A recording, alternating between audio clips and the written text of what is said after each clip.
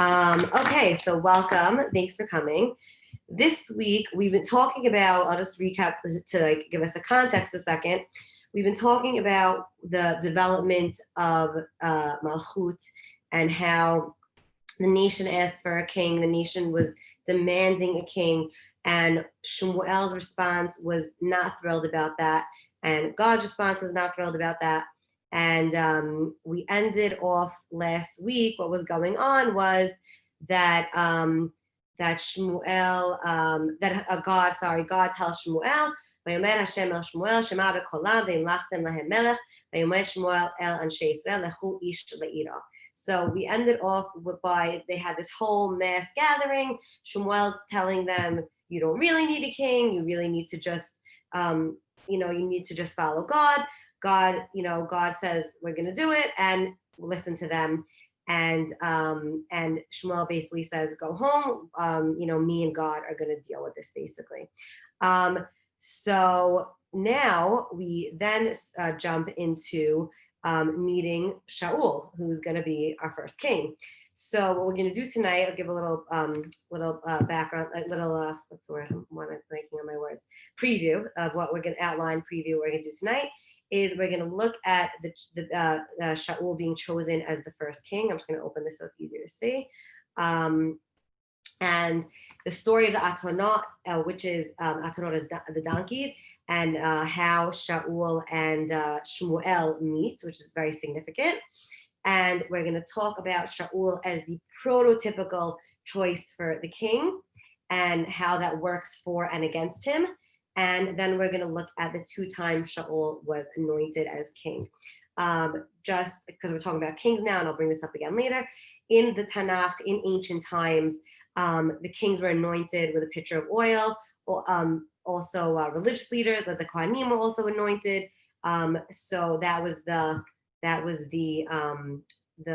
way in the time that they would show someone had a prestigious status. So that's what's going to happen with Shaul. So we meet Shaul. Right after this whole, hold on, how do I close this? Because I could see my screen because this is blocking my screen. Okay, here. So we open up, the first thing we see about Shaul is we see he's from Shev Binyamin. We first see his connection to his father. We meet Ish Binyamin, Ushmo Kish, Ben Aviel, Ben Srod, Ben Rechorat, Ben Efrat. There's this whole lineage. Ben Ish Yamini. He's one of the Shevet Binyamin, Gibor Chayil.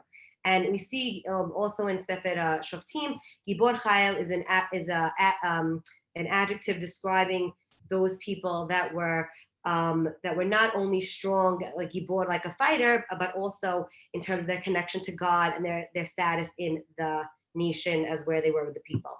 V'lo haya ben, and he had a son, u'shmo Shaul bachur v'tov.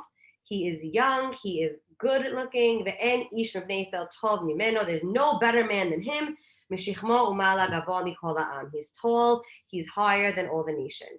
And there's different obviously mefashim. Is this literally he was very tall, or in terms of his midot and his character, he was a important person, a good person. So the first second we meet him, the first description of him is that he's this great ideal guy. He's good looking. He comes from a good family. He's like this awesome ideal guy. And what happens is his father loses his atonot, his donkeys, and at the time that was like part of your wealth, part of the way you had transportation. What's the word I'm looking for? You're like losing a car. Like it was something very important. And so what I did here, what I want to talk about is through the story of the atonot. What I want to show now is that through the story of the atonot, we're going to see how he was this ideal king. He was the one to be chosen.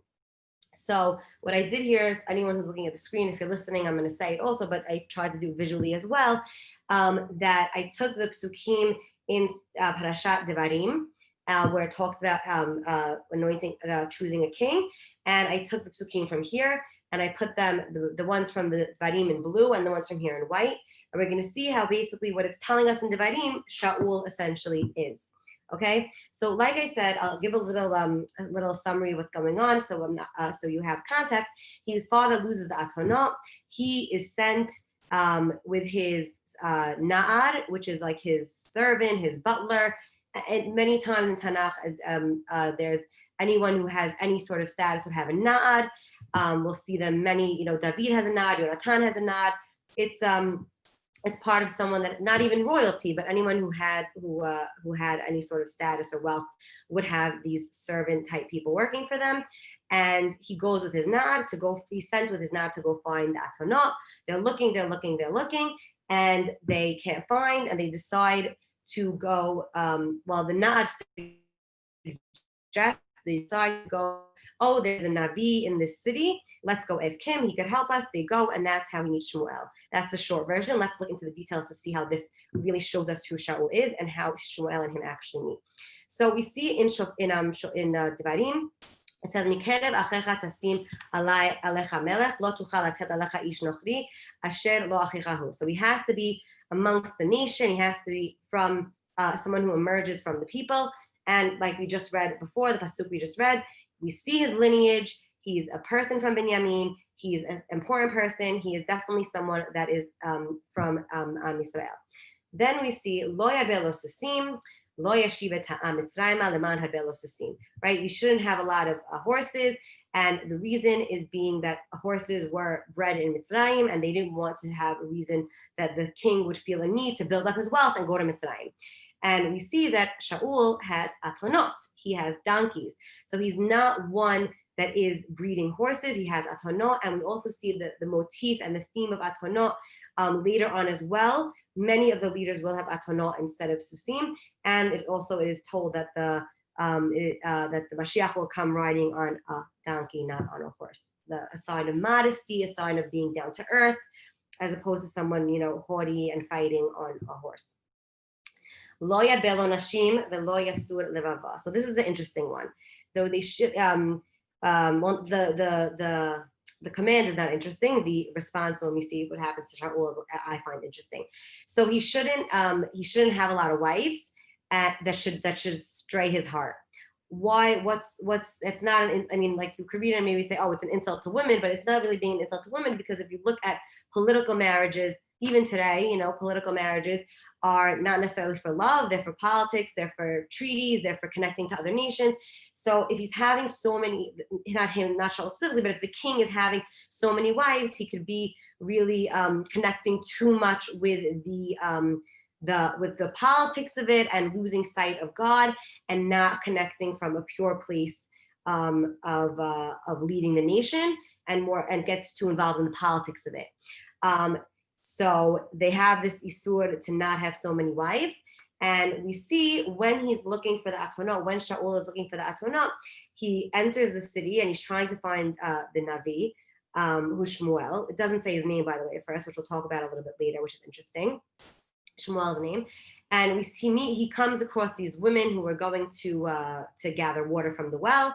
And it says, Vayimru lahen, here he says, Vayimru lahen, hayesh bazeh ro'eh, is this the city with the ro'eh? And they start answering him very wordy, very redundantly.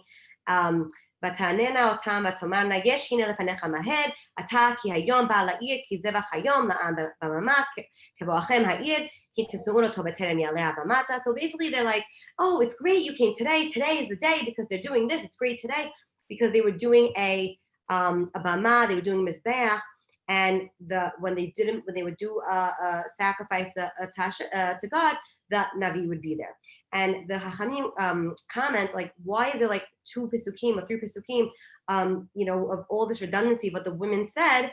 And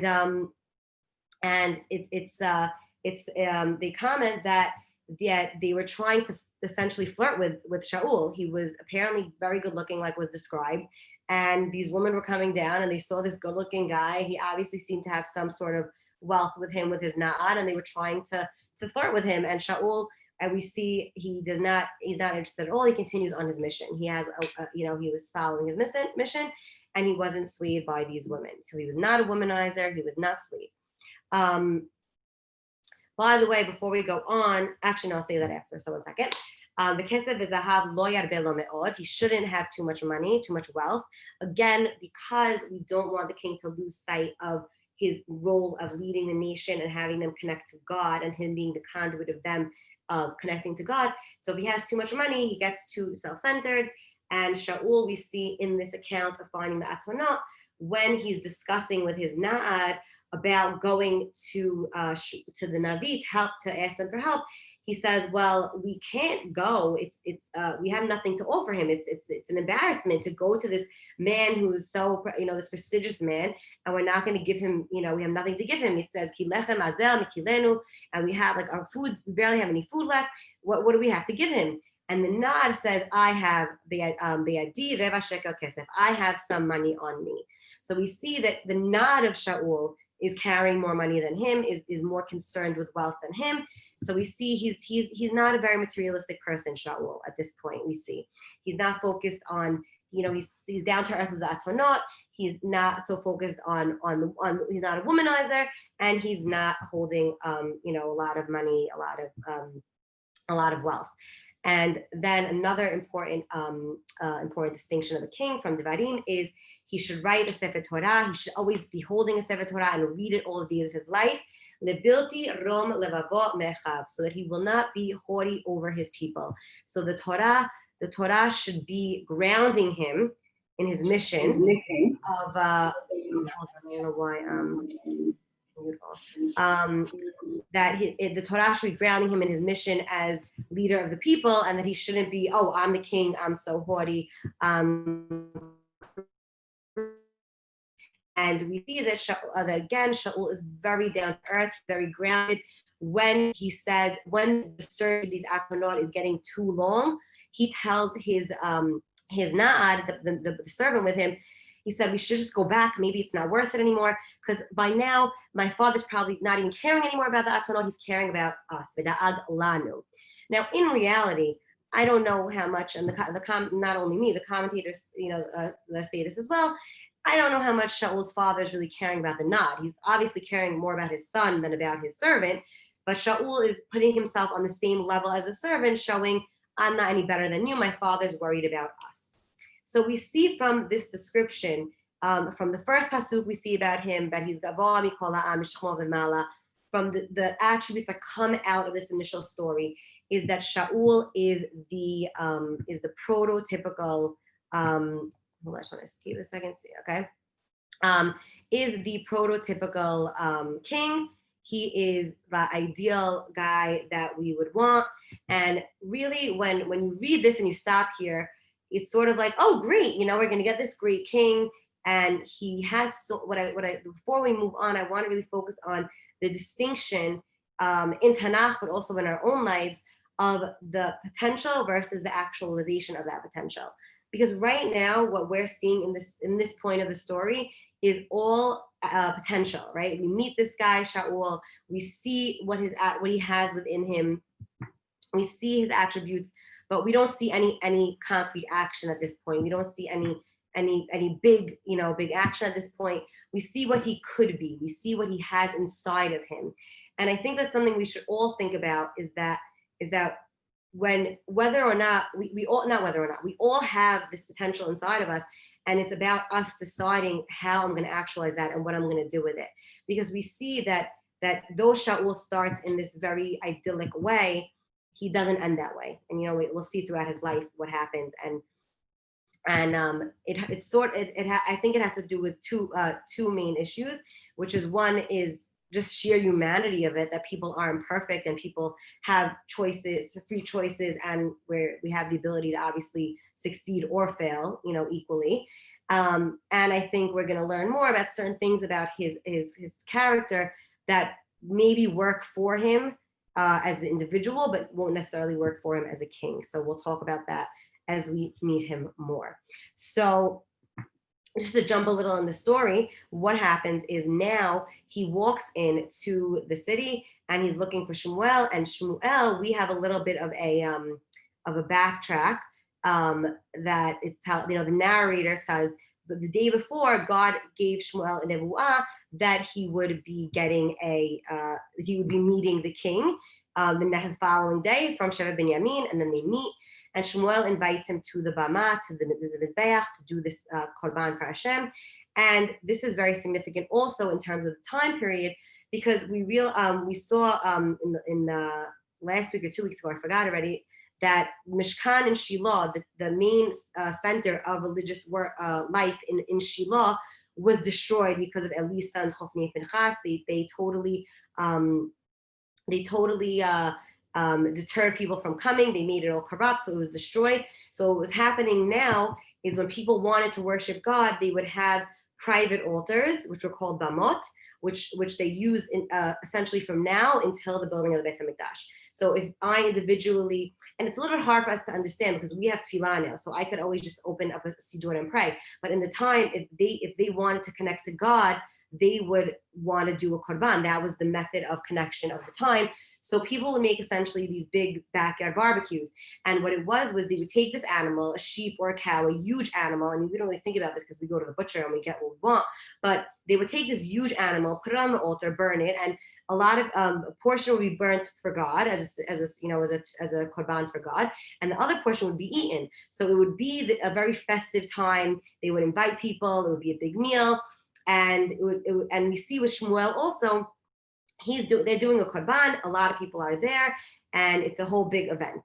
And so now Shmuel invites Shaul to the bama. They do this korban, and then Shmuel says to come with me privately and speak with me. Hold on, where is this? Here we go. This is just the psukim. He tells him, this is their first encounter. He tells him, come meet to the bama, and then he tells him, don't worry about the atonot that you're missing. And he tells him a little bit of an enigmatic sentence, and he says, Kinim se'u, they were found, ulemi kol chemdat Yisrael halo lecha ulechol bet avicha. And why does this bother? Who has all the riches of Israel? For not you and your family. And it sort of could be taken two ways. That one way he's saying maybe Shaul's from a rich family. Why are you caring so much about this these atonot? Maybe he has much more riches than that to not worry about.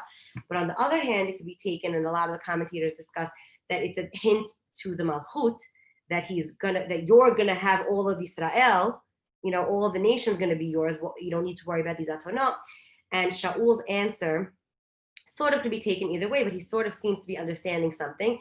He says, "Hello, Benyamini anochi. I'm from Shevet Binyamin. Mikatneh Sheftei Israel Meshpachti Haseira Mikol Meshpachteh Sheftei Binyamin. Ulama dibarta like Dvar Hazeh." He's like, "What are you talking about? I'm from the smallest Shevet Binyamin, and I'm from even not only am I from the smallest Shevet, I'm from one of the smallest families in the Shevet." Now, this is actually very true because at the end of Sefer Shoftim, there was the episode of Pilegesh Begiv'ah, which I'll talk for a second. It was when a man needed somewhere to stay, and he went to stay in the Giv'ah, and that was the land of, that was the Nachalah, the place of Binyamin. His Pilegesh, his concubine, was basically gang raped to death, and because of that, a civil war erupted in Israel against Binyamin. They basically almost annihilated the Shevet of Binyamin. They were excommunicated, essentially. Whoever wasn't killed, they didn't want to marry. The other Shabbat team didn't want to marry with them.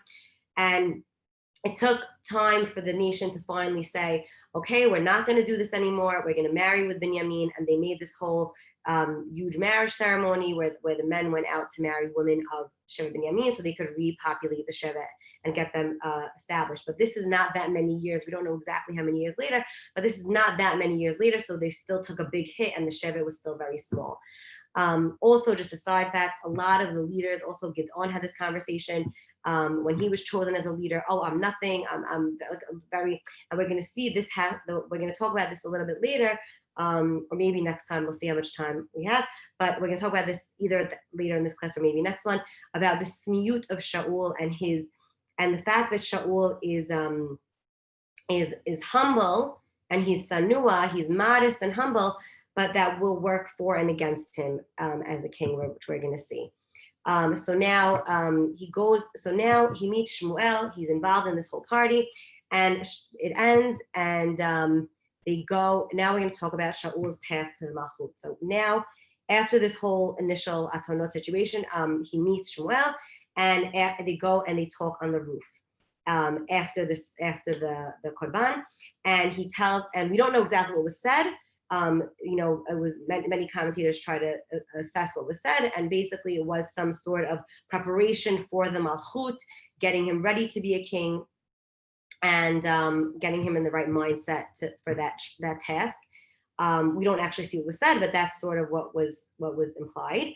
Then after this whole conversation, secretly he gets anointed, and this is very important because he gets anointed, and only Shmuel knows. Okay, and he tells him, "Now you're going to leave, and in order to prove, in order to establish that you're going to be king, I'm going to give you 3 signs." And these signs sort of confirm what Shaul already knows, but also they're lessons for Shaul in building himself up in his identity. And we see that it does say that he becomes a ish acher, he becomes different. It helps him build up his identity as a person of the to be king. So he goes, and there's 2 men by Kever Rachel that tell him that your father's worrying about you. They found the Atonot, he's worried about you. Go home. Then he goes to Alon Tavor, and 3 men meet him, one with 3 loaves of bread, one with 3 goats, and one with wine, and they give him loaves of bread. And this is a symbol of sustenance, right? Bread was sustenance, bread was life, and it's sort of a sign that you are going to be the provider and the sustainer of Israel. And then he meets these men that are mitnab'im, that are having nevuah with instruments. This is also going to be very important for later in the story and with David's life as well, the instruments and the nevuah aspect. And he starts to get a nevuah with them. And people, they come sort of a mantra, a pitgam around that Hagam Shaul ben Nevi'im, that Shaul is also one of the Nevi'im. And I'm just going to pause here a second and talk about nevuah in the time. And this time, nevuah is a very high status of connection to God. And people would train themselves to get to that level by clearing their mind, by trying to connect and remove any distractions from their mind so they could be connected with God. Like a very strong kavanah and tefillah is the closest I could try to understand that, to really try to connect with God. And it was something that people would train to do. And we see it through Nevi'im, through the Sefarim of Nevi'im, that there was these schools and these groups of people that would train themselves to try to get to this high connection. And music was used, and different avenues were used, and Shaul seems to be connecting here, which we'll see later is going to be also, something connected will happen later in his life. But right now he's at a very high level. We see him, he's getting really up to even more again, showing how he is this ideal guy. He's connected to the people. He's modest. He's connecting with God. This all seems great. Then after all this, on his way, he meets his uncle, and his uncle says, "Oh, how'd everything go? You went to Shmuel. You tried the Atonot, and Shmuel and Shaul only tells him that we found the Atonot. He does not tell him about the Malchut because Shmuel said this was not the time. Because we're going to see in a second, he gets a big public coronation in a minute. We're going to see. But before we go on to that, I want to talk about one other aspect of the fact that in the time, I don't know if I brought the psukim. Give me a second. If not, I'll just say them without. I don't know. Yeah. So this is from the conversation of Shaul and his nod before they go in, and the different names. I'm just going to touch on this a little bit because I think it's interesting and it gives a little bit of a different perspective to the story. But the different names of what they would call the Navi at the time. So here we see he calls him the Ish Elohim, the man of God. That he calls him, which is a very fitting description for a Navi, someone who's a man of God, who's connected to God, because that's what Nevi'im are essentially. And then we see that the narrator chimes in and says, at the end of the psukim, לפנים בישראל כה אמר האיש ללכתו לדרוש אלוהים לכו נלכה עד הרואה כי לנביא היום יקרא לפנים הרואה. So another name of a Navi, of a Ish Elohim, at that time, it was very common to be called haro'eh, the seer. And yeah, we can look at it that he's the seer. He gives us more information. He's seeing, further beyond from God. But I think there's also, I read that it's a little bit of a negative view of what they used to see, because they used to see it as someone who could just see things for me. Again, like the theme of we spoke about last week of the quick fixes. This generation, well, not only that generation, a lot, I think us as well, and we want quick fixes.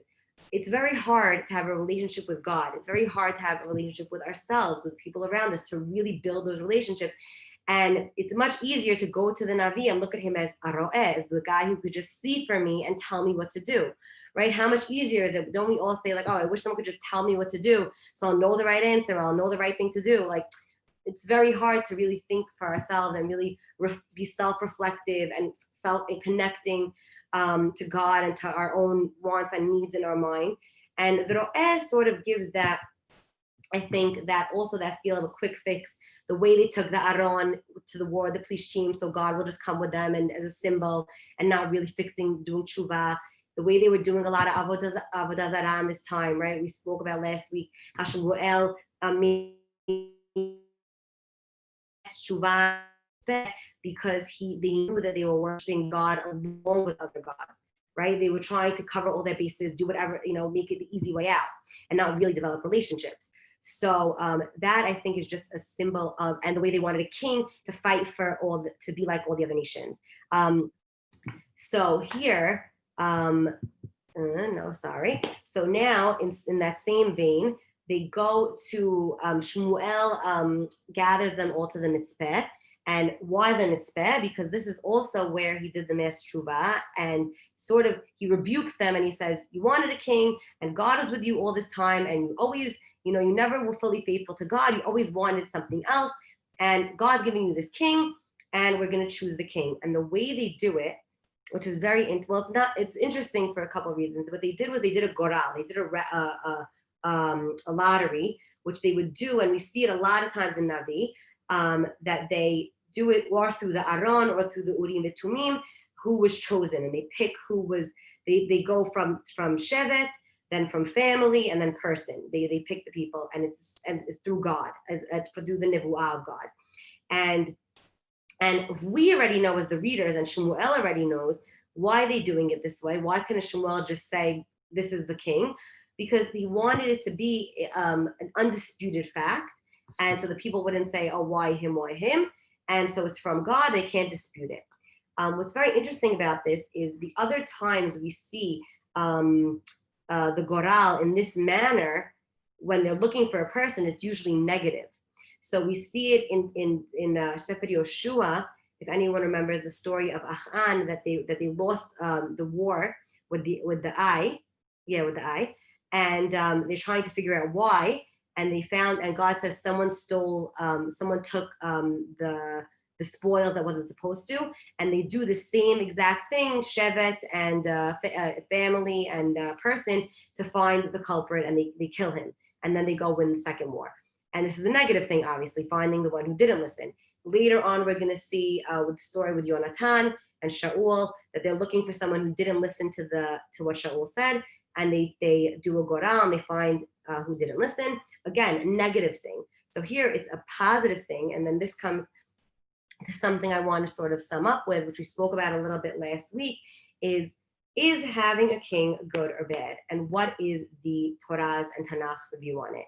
And we said last week that it's a very ambiguous thing, because even though it says it in the Torah, right? We bought in the beginning, I bought in all the things of Sefer Shoftim.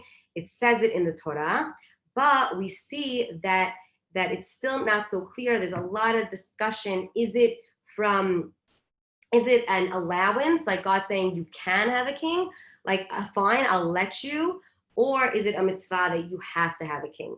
And like I touched upon last week, it's sort of this dichotomy of a king has such, again, with the potential and the actualization, the king has potential to rule the nation in such a positive way. And if it's a good king, connect them to God and bring them closer to God, and help them with all that, with that avodat Hashem.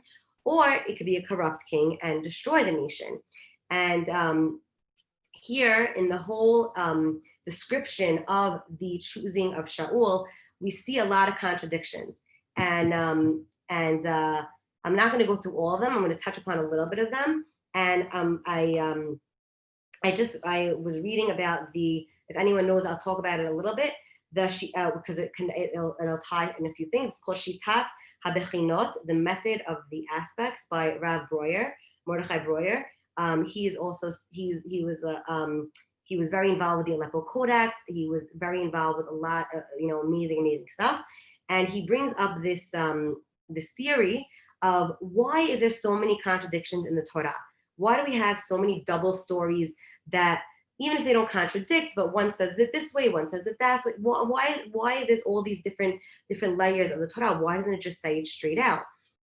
And especially here in the story of Shmuel, it's sort of like we're reading two different stories, because the whole beginning, right, the beginning Parakim, it talks about the downfall of Shiloh. It talks about Shmuel being very annoyed at the nation, very angry at the nation for asking for a king, and it seems like a conciliation that you're going to get a king, and he keeps warning them, this is Mishpat HaMelech, it's not going to be so good, the king's going to do whatever he wants to you.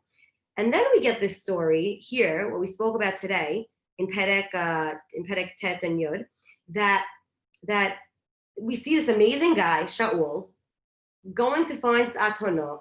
Shmuel seems to not know who Shaul is. Shaul doesn't seem to know who Shmuel is, right? There's this whole ambiguity in the story. It all sort of emerges from the word of God, right? All sort of, a little bit, which we'll talk about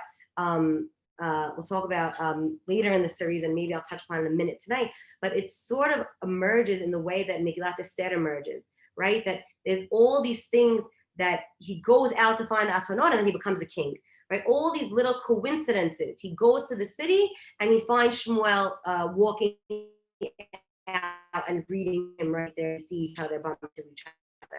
So it seems to be like God's manipulating it in a positive way. Like he wants this to happen. He wants all these things to play out. Having a king is a good thing. There's this amazing guy. All these things seem to align. So which is it? Is it this horrible thing that Shmuel is yelling at them about, that you're not choosing God, you're choosing a king? Or is it this thing where we have this amazing guy coming into the scene and he's slowly emerging to lead the people? And the way the Shitat HaBechinot and Rav Breuer looks at not only this, but all these type of contradictions is Ele ve'ele divrei Elohim chayim, right? Both of these things are true. What does that mean? Is that there's two different perspectives, and they're both the true perspective. It's a matter of what actually pans out and how we actualize it. Again, potential to actualization, right? And how the even though we think it might, even though on the one hand it could seem very negative, it also could seem very positive, and it's all about it playing out the details in the actualization and the moving forward of the character's choices and our free will. So I think what I want to what I didn't say also is I'm sorry, I lost my train of thought there for a second. But when he gets chosen in the Galia, in the mitzvah, when he gets chosen, they can't find him. I think I brought the psukim here. No, I didn't. Okay. But basically what happens is he's chosen and now they can't find him. They can't find him, and he's nechbal hakelim. He's hiding in the where the kelim are, basically like where all the luggages and all the people's belongings are. And they finally find him, and then he says, and then Shmuel says, this is the king. And we'll see that this level, it seems like smut, and here I'm going to talk about this for, it seems like smut, but really is Shaul's modesty and humility, is it smut, or is it a lack of self-confidence and assertion? Okay, so we see, and I'm going to sum up with looking at it from this angle, and this hopefully will tie everything we spoke to together and will lead on to next week, is we see that in the beginning, I brought a bunch of psukim that show his modesty, and we'll see if it's a positive or negative thing. That he talks about that his father will worry about them, right? Him and the Na'ar, that's modest, like he's putting himself on the same level. and he talks about himself as, I'm from a small shevet, I'm from a small mishpacha family, why would you choose me?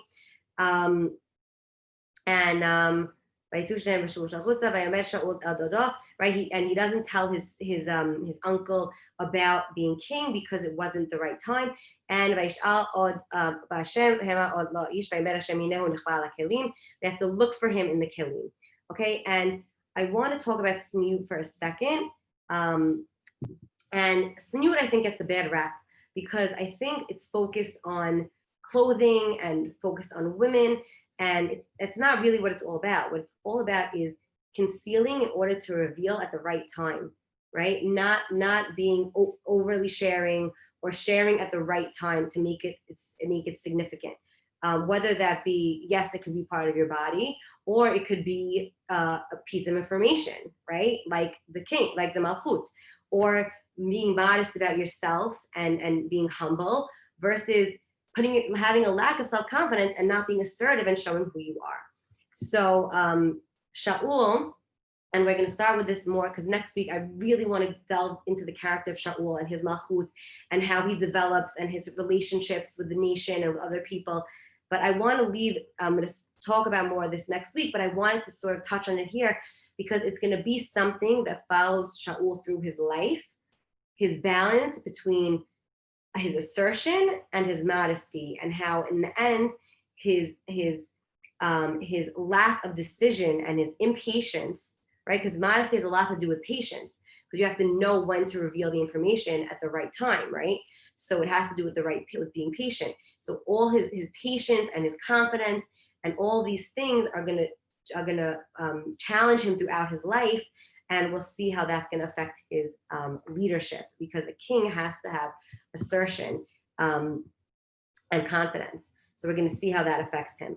So just to wrap everything up, I want to look at the anointing and the choosing of Shaul as such a positive thing, and we had this potential for something so amazing, and did he miss the boat? And he did, obviously, because he doesn't get he gets punished for certain actions, which we'll talk about. But I think it's a lesson to all of us in really looking into our own lives and our own challenges and our own ability to take into ourselves and say, what potentials do I have that I'm not actualizing, and again with the whole malchut. We could look at the malchut as positive and negative. We could look at everything as positive and negative. All these attributes could be positive, could be negative. It's all how we take them. So really introspecting that, and the importance of, because we're going to see this again with David, that there's going to be another similar theme of being anointed in secrecy and then being anointed in public, and how Shaul has one response and David has a very different response. So we're going to see that. So and this is why I'm going to end with this. So I keep saying I'm going to end and I keep talking, I'm sorry. But I'm going to end with this last sentence of, I really feel for Shaul, because I think, especially as we learn more about him, but even more giving this class and preparing this and looking at his life, at his beginning of his life, like when he enters the scene, I think he's one of the most tragic characters in the whole Tanakh, because he starts on such a high and he ends on such a low. And he has such potential and he misses it. And I think because of that, it's so tragic, because it's not like he's a villain. He's not a bad character. He's such an amazing character, but he just can't do it. And I think that that's sort of something we all have to look in ourselves, to really look at ourselves positively and reach and try as hard as we can to establish and reach our potentials and not miss our mark. So again, I am sorry for the time confusion. We changed the clocks in Israel. You didn't. So I thought it was one. It was going to be one. It was two. But next week, we'll send out a text, but I'm almost positive that you're changing the clocks in America this week. So next week we should be back on for 1 o'clock. Thank you for coming sort of last minute, and I appreciate it. And I hope to see you next week. Thanks, Jen. Thanks for coming.